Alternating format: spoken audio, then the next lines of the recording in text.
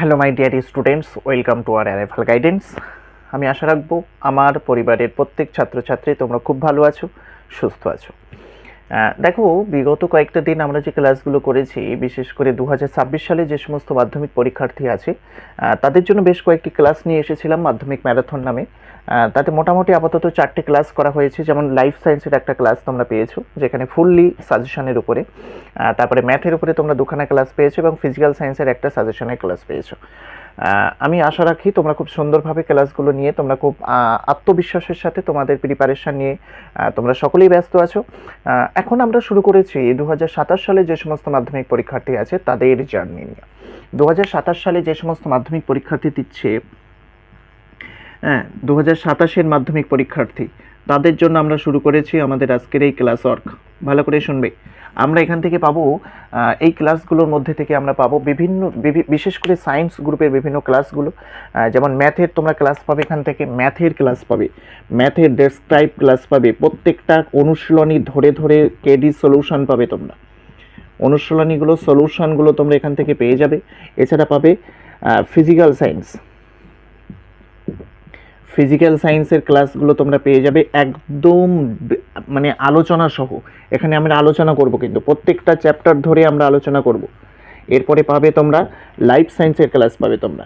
Life সায়েন্সেও কিন্তু আমি সেমভাবে বলছি, তোমরা এখান থেকে কিন্তু আলোচনা পাবে। প্রত্যেকটা কোশ্চেন অ্যান্সার আকারে তোমরা কিন্তু টোটাল ডিটেলস, একটা 2027 সালে মাধ্যমিক পরীক্ষার্থী তাকে কিভাবে প্রিপারেশান নিতে পারে আমরা কিন্তু গুটি গুটি পাই, একদম সেই ঠিক জায়গায় গিয়ে পৌঁছাবো ইনশাআল্লাহ।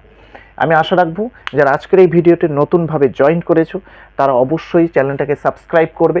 তোমাদের বন্ধুবান্ধবী যারা আছে, যারা আজকে নতুন যারা ক্লাস 10-এ উঠেছে, তাদের কাছে অবশ্যই তোমরা পৌঁছে দিও। তোমরা বারবার করে বলছি, তোমরা তাদের কাছে পৌঁছে দিও, তোমাদের ক্লাসগুলো তাদের সাথে ভাগাভাগি করে নাও। এবং বারবার করে বলবো, এই ক্লাসগুলো যারা করবে, আমার ভিডিওগুলো যারা যখন দেখছো তখন অবশ্যই খাতা পেন নিয়ে বসবে। সঙ্গে সঙ্গে তোমরা নিজেরাও সেটা প্র্যাকটিস করে নিলে, কোন জায়গায় কী সমস্যা হচ্ছে সেটা নক করে দেখলে, হাইলাইট করে রাখলে, পরবর্তীতে আমাকে কমেন্ট সেকশানে তোমরা জানালে, বা আমাকে পার্সোনাল আমার ডেসক্রিপশানে আমার নাম্বার দেওয়া আছে, তোমরা সেখান থেকে অনেকে আমার সাথে কল করছো, অনেকেই আমার সাথে যোগাযোগ করার চেষ্টা করো। আমি ইনশাআল্লাহ চেষ্টা করব তোমাদের সমস্ত সমস্যার সমাধান পাঠানোর জন্য। এমতো অবস্থায় আমরা আজকে শুরু করছি আমাদের 2027 সালের জার্নি। 2027 সালে প্রচুর ক্লাস পাবে, কিন্তু 2027 সালে যে জার্নিটা তোমরা ক্লাসগুলো পাবে, 2027-এর প্রথম ক্লাস আমরা শুরু করবো আজকে ম্যাথ দিয়ে। 2027-এর প্রথম ক্লাস হবে আজকে ম্যাথ। সকলে রেডি তো?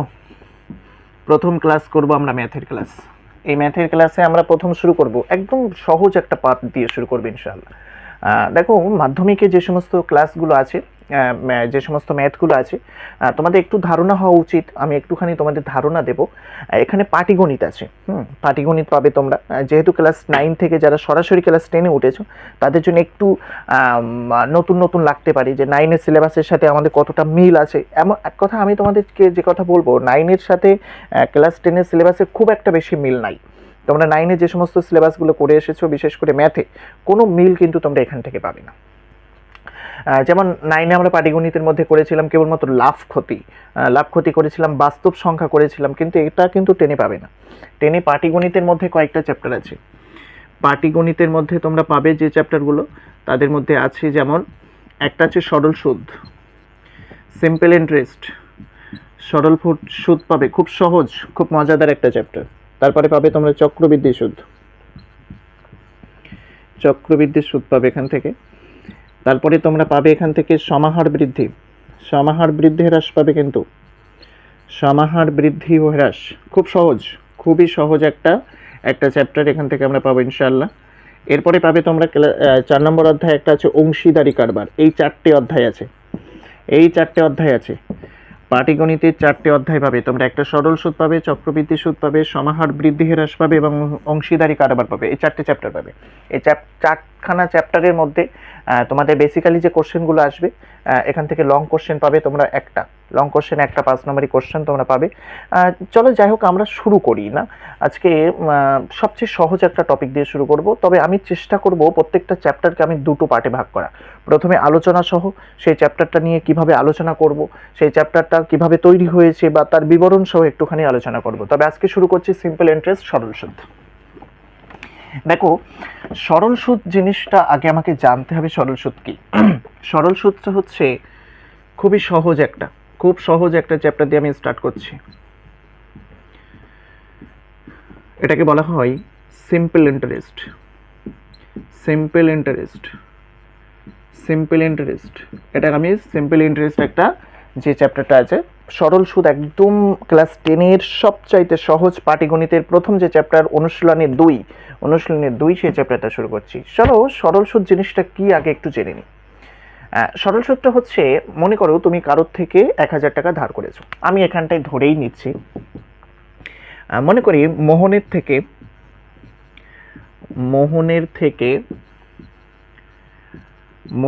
থেকে মনে করো রিতা, মোহনের থেকে রিতা 1000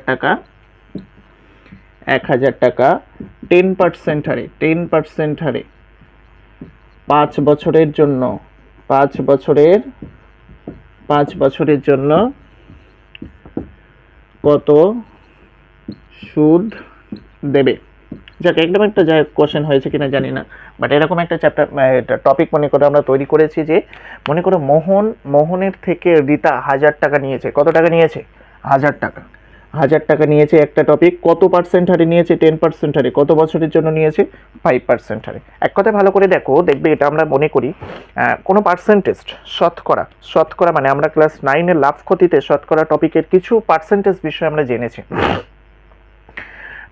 প্রথম যে বিষয়টা হচ্ছে যে তুমি কারোর থেকে 1000 টাকা নিয়েছো, তাই তোমাকে 10% হারে সুদ দিতে হচ্ছে। 10% হারে সুদ দিতে হচ্ছে মানে 100 টাকায় 10% সুদ।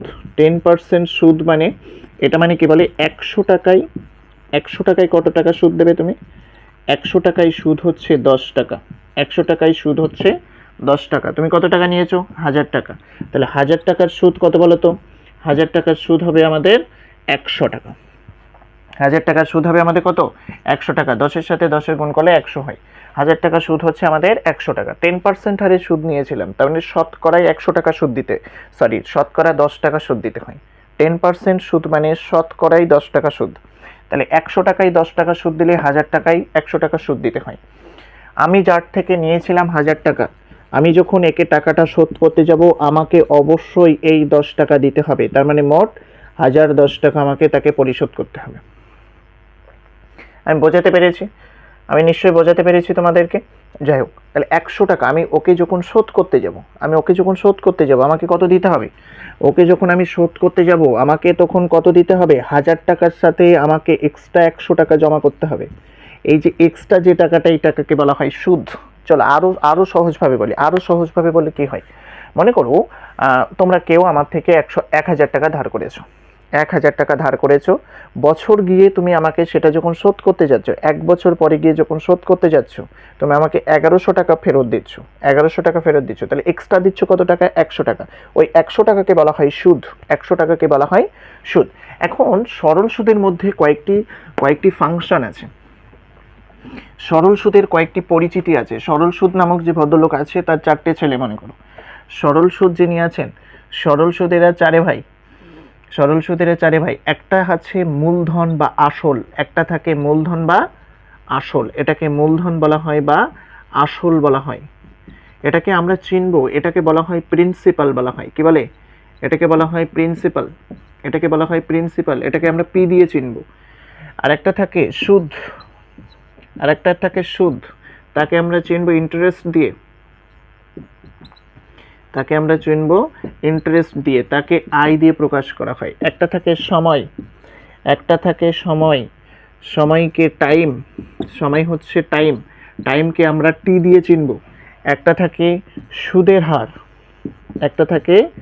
সুদের হার, তাকে বলা হবে রেট অফ ইন্টারেস্ট।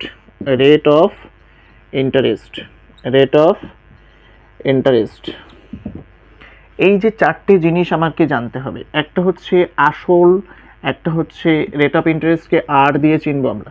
দেখো এখানে 4টে জিনিস আছে। 4টে জিনিস সম্পর্কে তোমাকে আগে বিশাল ধারণা থাকতে হবে। মোট আসল বা মূলধন যেটা থাকে, সেটা প্রিন্সিপাল বা পি দিয়ে চেনা হয়। তারপরে যেটা সুদ ইন্টারেস্ট, সেটাকে আই দিয়ে চেনা হয়। তারপরে যেটা সময়, সেটাকে টি দিয়ে চেনা হয়। আর একটা যেটা থাকে সুদের হার, সেটাকে আর দিয়ে চেনা হয়। এদের মধ্যে একটা সম্পর্ক তৈরি হয়। এদের মধ্যে খুব সুন্দর একটা সম্পর্ক আছে। যেমন আমরা আমরা আমরা বার করেছিলাম, যেমন প্রথম যে অঙ্কটা বলেছিলাম, একটুখানি তোমাদের ধারণা দিই, যে 1000 টাকা নিয়েছিলাম, 1000 টাকাকে আমরা কত পার্সেন্ট হারে সুদ দিয়েছি? 10% হারে সুদ দিয়েছি। তাহলে 1 বছর পরে গিয়ে 1000 টাকার 100 টাকা সুদ, 5 বছরের জন্য নিলে 2 বছরের জন্য 200 টাকা, 3 বছরের জন্য 300 টাকা, 5 বছরের জন্য 500 টাকা। তাহলে 5 বছর পরে ওই টাকাটা যখন আমি ফেরত দিতে হবে, 1500 টাকা ফেরত দিতে হবে। কত দিতে হবে? 1500 টাকা আমাদের কিন্তু ফেরত দিতে হবে। তাহলে এক্সট্রা যে 500 টাকা আমি দিচ্ছি, এই টাকাটাই হচ্ছে সুদ। এটা একটা বেশ, আমরা ঐকিক পদ্ধতিতে গেলে বিশাল একটা ফর্মুলা থাকে, সেই ফর্মুলায় আমি যাচ্ছি না। এখানে বেশ একটা সহজ মজাদার একটা সূত্র আছে আমাদের, সেটা হচ্ছে PRT বাই 100। PRT বাই 100 ভালো করে বুঝবে। আরও মনে রাখার একটা কৌশল বলছি, I সমান PTR বাই 100। PTR বাই 100 2026 সালে হয়েছে, 2025 সালে হয়েছে SIR, 2026 সালে গিয়ে তোমরা শিখবে কি?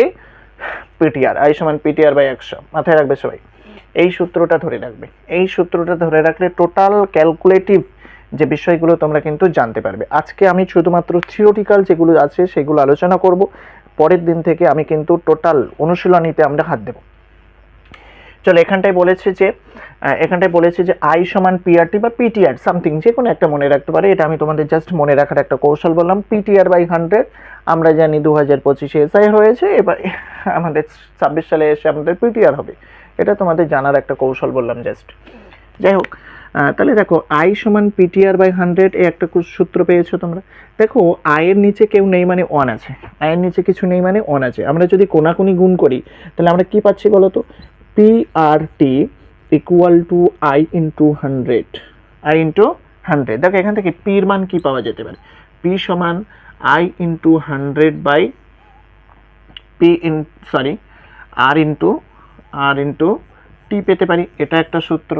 এখান থেকে আরও সূত্র আমরা পেতে পারি। যেমন এখান থেকে আমরা বলতে পারি R সমান I into 100 by P into T। একটা জিনিস করতে পারো, এখানে T সমান আর একটা লেখা যেতে পারে I সমান 100 বাই P ইন্টু R। এই চারটে সূত্র তোমরা যদি মনে রাখতে পারো, ইনশাল্লাহ তোমরা টোটাল কোষে দেখি 2-এর টোটাল অঙ্ক তোমরা কিন্তু করতে পারবে। এখানে কিন্তু কয়েকটি সূত্র আমি জাস্ট মুছে দিয়ে একটু ভালো করে যদি লিখে দিই, ভালো করে বুঝবে। খাতা পেন ধরে যদি তোমরা বসো, আর সবচেয়ে বেশি সুবিধা হয়। দেখো আমি মেন যে সূত্রটা বললাম, 1 নম্বর সুদ। যখন আমাদের সুদ বার করতে দেবে, সুদকে আমরা I দিয়ে চিনি। I এর সূত্রটা হচ্ছে PRT বাই 100। একটা সূত্র পেলাম। যখন আমাদের আসল বার করতে দেবে, যখন আসল বার করতে বলবে, তখন আমরা এই সূত্র প্রয়োগ করতে পারি। সেটা হচ্ছে I into 100 by T into R। যখন আমাদের সুদের হার বার করতে দেবে, সুদের হার সেটাকে আমরা R দিয়ে চিনি। এটা যখন বার করতে দেবে তখন হবে I into 100 by P into T। একটা সূত্র।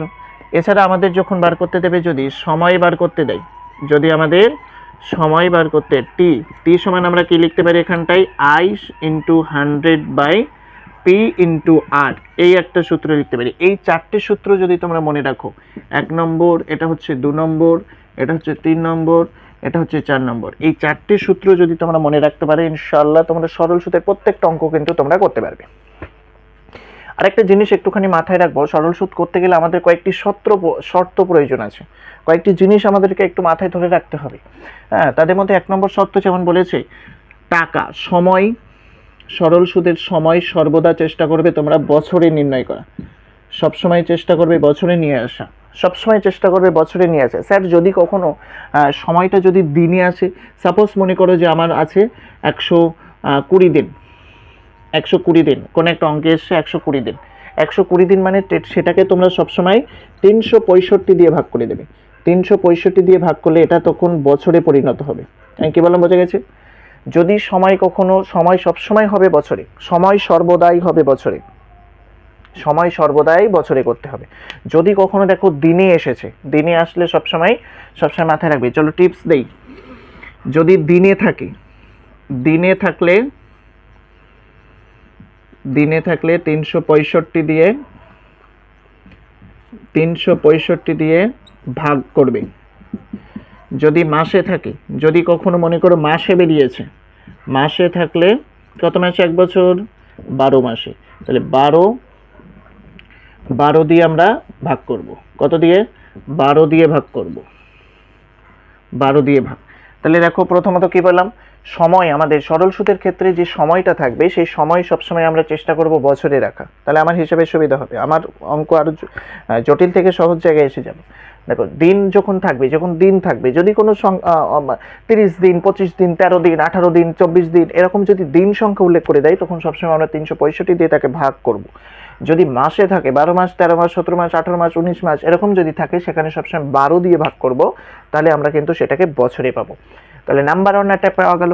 এছাড়া আর একটা জিনিস যেটা বলা যেতে পারে সেটা হচ্ছে টাকা বা অর্থ। অর্থ যেটা থাকবে সেটা সবসময় টাকাই হবে, সেটা সবসময় টাকাই রাখবে, সেটা সবসময় টাকাই রাখবে। মনে করো পয়সা আছে, সাপোজ মনে করো 5 পয়সা, 5 পয়সা, তা 5 পয়সা মানে কত টাকা? 5 পয়সা মানে কত টাকা? 5 পয়সা মানে কত টাকা হতে পারে বলো তো? তাহলে আমরা লিখতেই পারি 5/100, যেহেতু 100 টাকায়, 100 টাকায় যেহেতু 100 টাকায়, এই সরি 100 পয়সায় যেহেতু 1 টাকা, তাহলে আমরা 100 দিয়ে ভাগ করে দেবো, তাহলে ওর একটা আমরা প্রক্সি মান পেয়ে যাব। নাম্বার 3 যেটা, এই দুটো জিনিস হতে পারে। আরেকটা জিনিস হতে পারে সরল সুদের ক্ষেত্রে, যেটা সবসময় কখনো পরিবর্তন হয় না, সরল সুদের মধ্যে যেটা কোনোদিন পরিবর্তন হবে না, অপরিবর্তনশীল, কখনো পরিবর্তন হবে না। সরল সুদের পরে অপরিবর্তনশীল কয়েকটি টপিক আছে, তাদের মধ্যে যেমন একটা আছে, 1 নম্বর হচ্ছে সুদের হার। সুদের হার পরিবর্তন হয় না, সুদের হার কনস্ট্যান্ট থাকে। নাম্বার 2 সেটা হচ্ছে মূলধন কনস্ট্যান্ট থাকবে, মূলধন কখনো পরিবর্তন হবে না, মূলধন কনস্ট্যান্ট থাকবে। অপরিবর্তনশীল, এরা কখনো পরিবর্তন হবে। পরিবর্তন হতে পারে কি? পরিবর্তনশীল হচ্ছে 1 নম্বর সময় যত চলে যায় তত সময় বেড়ে যায়, তাই না? আমরা সকলেই জানি time and tide wait for none, এখানেও সেই ফর্মুলা চলে এসছে। সময় তো অতিবাহিত হবে, 1 বছর, 2 বছর, 5 বছর, 10 বছর হতেই পারে, সমস্যা নাই, সময় কখনো কনস্ট্যান্ট থাকবে না। আরেকটা জিনিস হচ্ছে সময় যত বৃদ্ধি পাবে সুদের পরিমাণও বৃদ্ধি পাবে, সময় যত বৃদ্ধি পাবে সুদের পরিমাণও বৃদ্ধি পাবে। এই জন্য সবসময় মনে রাখবে, এটা কখনো আছে আই সমানুপাত কিন্তু টি। সময় যত বৃদ্ধি পাবে সুদ সময়ের সাথে সবসময় সমানুপাতিক সম্পর্ক। সময় যদি বৃদ্ধি পায় সুদের পরিমাণও বৃদ্ধি পাবে, সময় যদি কমে যায় সুদের পরিমাণও কমে যাবে।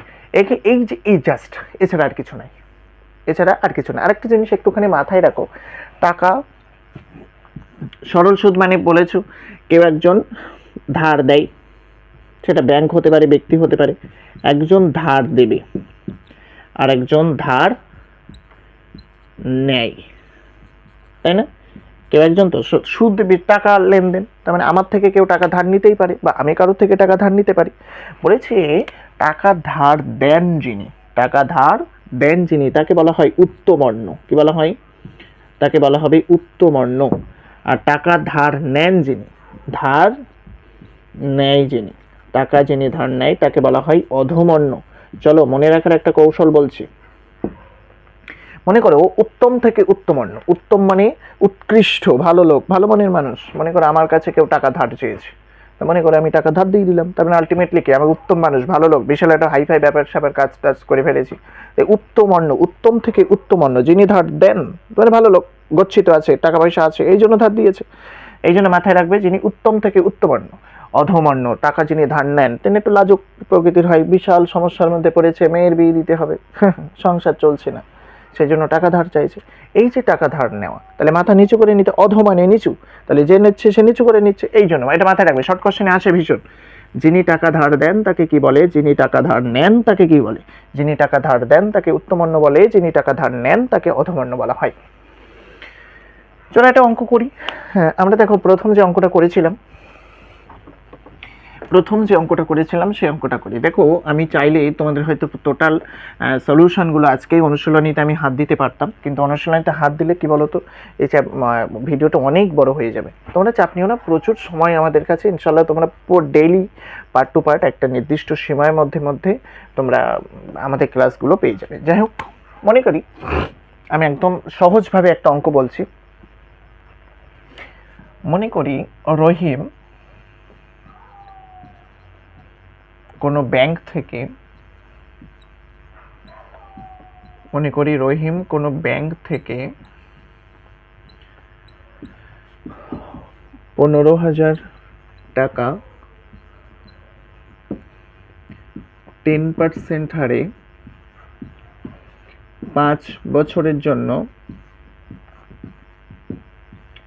5 বছরের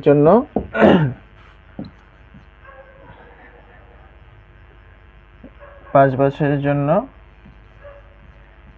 ধার করেন, তাহলে